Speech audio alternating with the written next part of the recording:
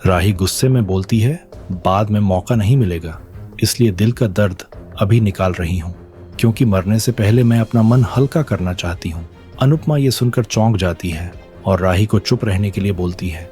अनुपमा राही को विश्वास दिलाती है, जब तक तेरी माँ जिंदा है तब तक तुझे कुछ नहीं होगा।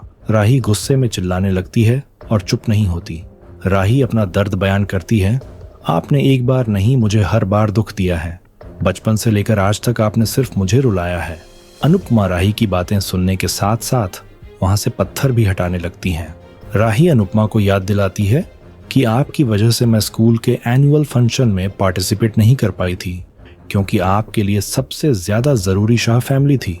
अनुपमा राही पर गुस्सा होती है और बोलती है, अभी ये बातें करने का वक्त नहीं है। अनुपमा दोबारा राही से बोलती है, बारिश तेज हो गई है और जल्द ही यहाँ पानी भर जाएगा। लेकिन राही अभी भी अनुपमा की एक बात भी सुनने को तैयार नहीं होती है। वो उसे जानने के लिए बोलती है। अनुपमा सोचती है, लगता है डर की वजह से राही का दिमाग खराब हो गया है जो ऐसी बातें कर रही है। बाहर बारिश जोर शोर से हो रही होती है और बारिश का पानी खड्डे में भरने लगता है। लेकिन राही इन सभी चीजों को इग्नोर करके फिर से अपना दर्द अनुपमा से बयान करने लगी कि मुझे कभी माँ का प्यार नहीं मिला, और जब आप मुझे मिली तो मुझे हमेशा आप चाहिए थी। लेकिन मैं जितना आपके पास रहना चाहती थी, आप उतना ही दूर मुझसे भागती रही, क्योंकि आपकी फर्स्ट प्रायोरिटी शाह फैमिली थी। अनुपमा बोलती है, मैंने तुम्हें कभी किसी से कम नहीं समझा और आज भी मौत को तुम तक पहुंचने के लिए तेरी माँ से लड़ना होगा। राही कहती है, मैं आपसे बहुत प्यार करती थी।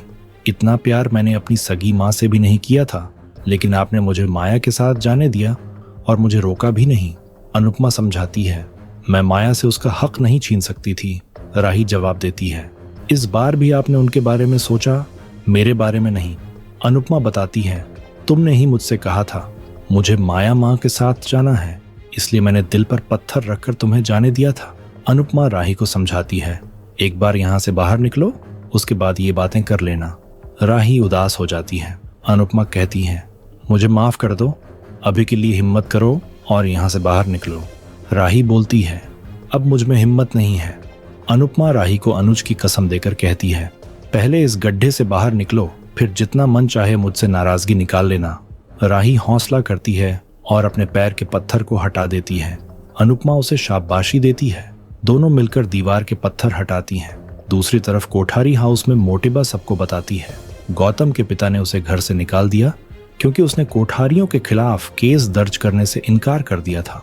वो आगे कहती है, गौतम ने अपने सारे शेयर्स बेच दिए ताकि हम पर आंच ना आए। पराग ताना मारता है, गौतम तो एक अच्छा स्क्रिप्ट राइटर बन सकता है। प्रेम मजाक में बोलने लगता है, इसे तो एक्टर होना चाहिए था। अनिल कहता है, हम अब गौतम पर भरोसा नहीं कर सकते।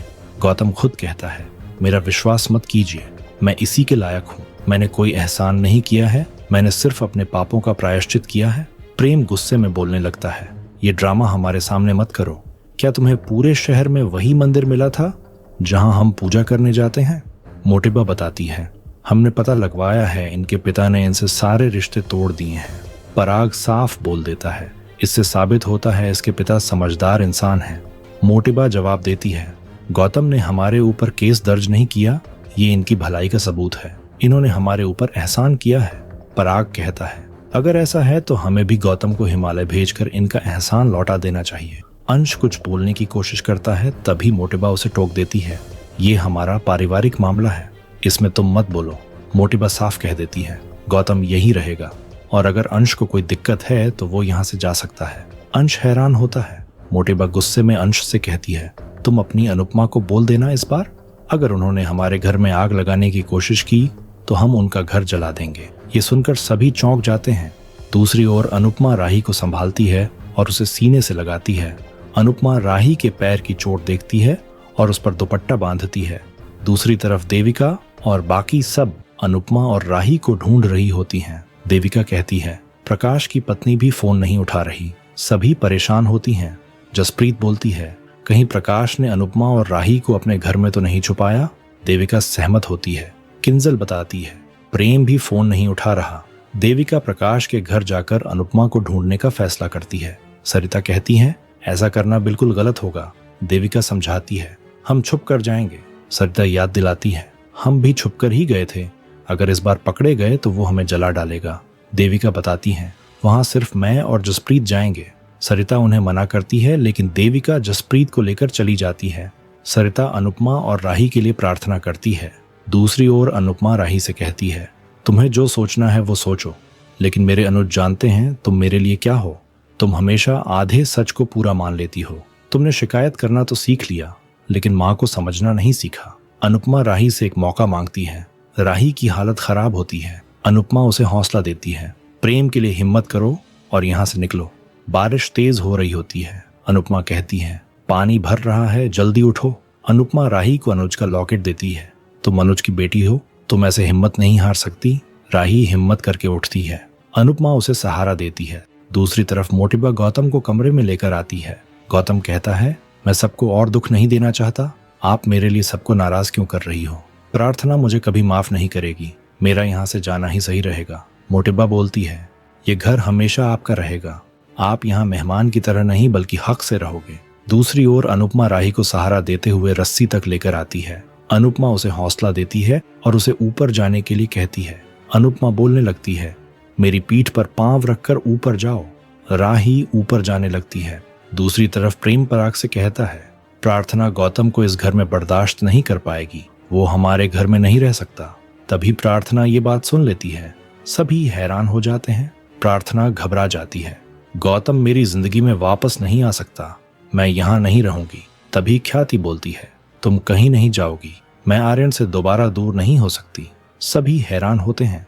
प्रार्थना कहती है, मैं गौतम के आसपास ही नहीं रह सकती, लेकिन ख्याति जिद पकड़ लेती है। वो प्रार्थना को जाने नहीं देगी। इसी बीच प्रेम को बार बार कॉल्स आ रहे होते हैं, लेकिन वो फोन नहीं उठाता। ख्याति हाथ जोड़कर अंश से गुजारिश करती है, वो प्रार्थना को लेकर ना जाए। पराग और प्रेम ख्याति को समझाते हैं, वो अंश को मजबूर न करे। ख्याति किसी की बात नहीं सुनती और अंश से कहती है, तुम भी यहीं रुक जाओ। आखिरकार अंश कह देता है, मैं भी प्रार्थना के साथ यहीं रुकूंगा। ख्याति खुश होकर बोलती है, मुझे आर्यन के पास रहना है। प्रार्थना कहती है, मुझे अनुपमा से बात करनी है। दूसरी ओर अनुपमा और राही ऊपर जाने लगती हैं। अनुपमा राही को हौसला दे रही होती है। इसी बीच पत्थर फिसल जाता है, जिससे दोनों वापस नीचे आ जाती हैं। राही पूछती है, ये रस्सी कैसे फिसली? अनुपमा बताती है, बारिश की वजह से पत्थर फिसल गया होगा। अनुपमा सोचती है, वो पत्थर हम दोनों का वजन सहन नहीं कर पाएगा। अगर वो पत्थर गड्ढे पर आ गया तो राही बाहर नहीं जा पाएगी। अनुपमा राही को बचाने का फैसला करती है। राही अनुपमा को आने के लिए कहती है। अनुपमा बोलती है, तुम चलो, मैं भी आ रही हूँ। अनुपमा सोचती है, अगर मैं ऊपर गई तो राही ऊपर नहीं जा पाएगी। आने वाले एपिसोड में देखने को मिलेगा। अनुपमा राही से कहती है, फिर से मैं तुम्हारा साथ छोड़ रही हूँ। अनुपमा नीचे रह जाती है। राही बाहर आती है, तभी वो पत्थर गड्ढे पर आकर गिर जाता है। राही घबरा जाती है। अनुपमा अनुज को याद करती है, मरने के बाद मैं आपसे मिल लूंगी। राही मदद मांगती है और भगवान से प्रार्थना करती है। तभी कोई राही की मदद करने आता है। अब बहुत जल्द अनुपमा दशहरा वाले दिन सबके सामने प्रकाश को थप्पड़ मारकर उसका राज खोल देगी। आपको क्या लगता है, क्या अनुपमा को ऐसा करना चाहिए था? कमेंट करके जरूर बताएं।